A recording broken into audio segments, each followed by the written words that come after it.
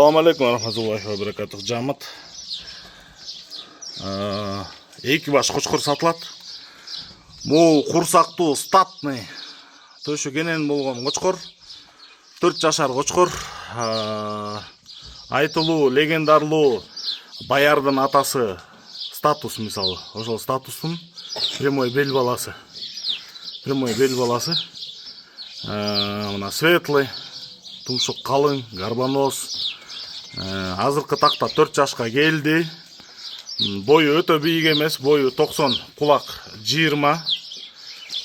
Козуларды мыкты берет, чистата жакшы, разрез жакшы. Кууту дагы аябай сонун. Карабалта Панфиловка айылында Алмаз Байкен жарбасында турат.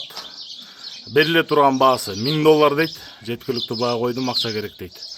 Так, ал эми жанындагы гарбаноз, жиликтери узун болгон козу кочкор. Бир аз үркүтүп коюңуз. Болду.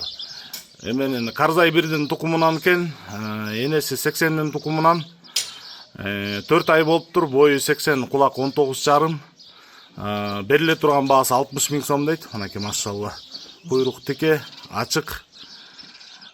Курсактуу өтө. Айдап койбойсузбу, шеф?